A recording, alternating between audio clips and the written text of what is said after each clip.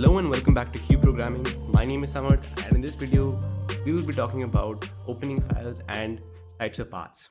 This is the second video in the file handling series. The last video we talked about an introduction to files and their advantages and the basic overview of different types of files.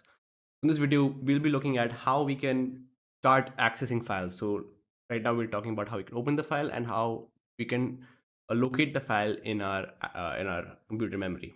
Let's get started by talking about how we can open a file.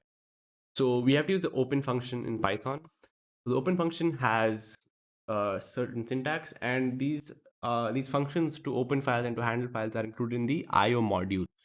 So when we open the file, we assign that file as a file object or a file handle to our variable, right? So in this case, you can see we have the syntax file is equal to open path comma mode, right? So the file is the file object. It refers to an object to the file that we have in our computer memory, right?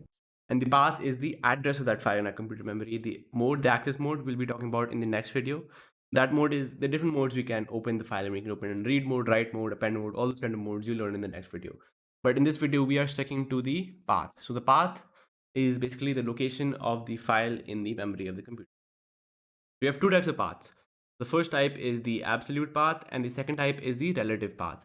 Let's start by talking about the absolute path first. So what is the absolute path? So if you don't know, your computer or whatever device you're using, it has a drive, or the hard drive, for example. So the drive, it's the root location of all your files. The drive where everything is stored on, everything is in your device is stored in the drive. So the drive can have a name such as C drive, the D drive, the E drive. So the path starting from the drive, the location, the absolute path is the location of your file with respect to the root folder, the drive folder, the drive, right?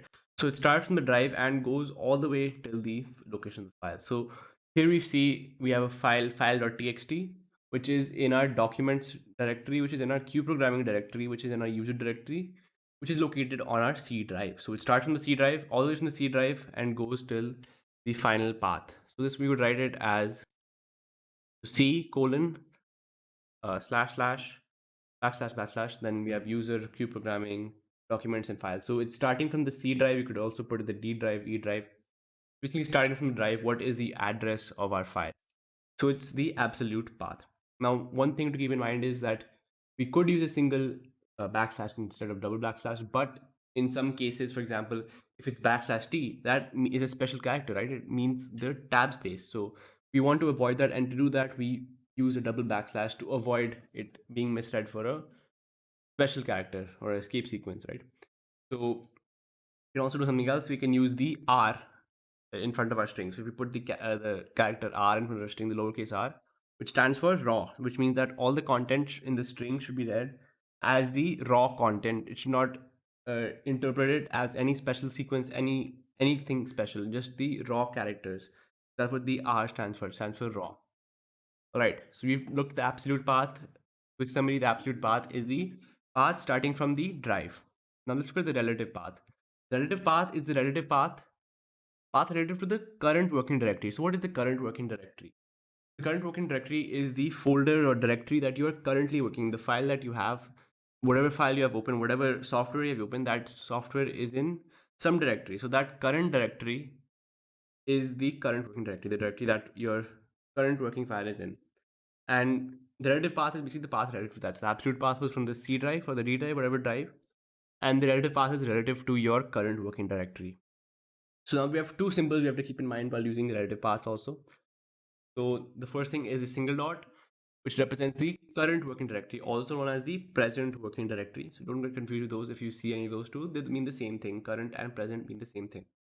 Now, the single dot represents the current directory, and double dot represents the directory containing the current working directory. So if I say double dot, it means the directory which is before my current directory. So I have my current directory is documents, and the documents is contained in the Q programming folder. Then dot represents the documents folder, and dot dot represents the Q programming folder. And we'll just look at an example right now just to make sure everything is clear. Okay, so if I have a file test.txt in this directory, you can see the directory we have C users, Q programming, documents, files. So we can use the path dot slash file slash test dot txt. Right. So I am assuming that I am in the documents folder right now. My current working directory is the documents folder. So relative to the documents folder, my files folder is there and the test.txt folder. So you can see this dot here.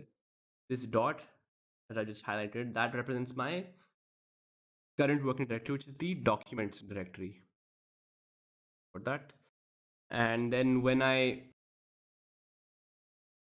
use the dot, it represents the path to my current working directory, which is this. This is my path to the current directory. And then relative to that, the files folder, and within that files folder, the test.txt file.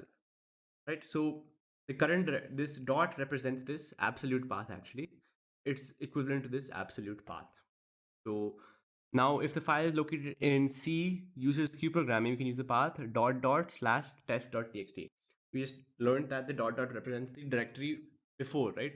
So if we're in the documents directory and the file is located in our Q programming directory, we know that the Q programming directory contains the document directory. So we have to go one directory back and we use the dot dot to go. So this dot dot right here represents the Q programming directory, represents this path right here. This absolute path right here is represented by this dot dot, and within that, if it contains test.txt, then we use this path to access that file.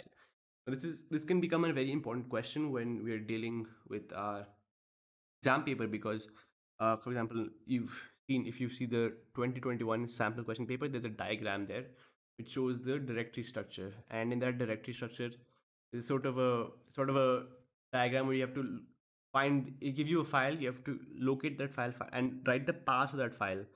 So you have to have good knowledge of these absolute and relative paths, because that is one type of question can come, and there are many different types of questions that can come related to absolute and relative paths. So this is a must know concept. So if you didn't understand right now, don't worry, we'll be putting these notes in the link in the description. Go click that link, read the notes. You'll get everything will be understood completely. And if you have any questions still, you can always ask us in the comments. We'll be very, very happy to answer any questions that you have. So if you understood this video, anything in this video, make sure you hit that like button, make sure you subscribe to our channel and share with your friends so they can also understand what you just understood. And make sure to stay tuned, because we will be uploading more videos for this file handling series. So make sure you subscribe and turn on the bell notification so that you get to know immediately when we've uploaded videos and you can use them for your convenience. So thank you for watching, and we look forward to seeing you in the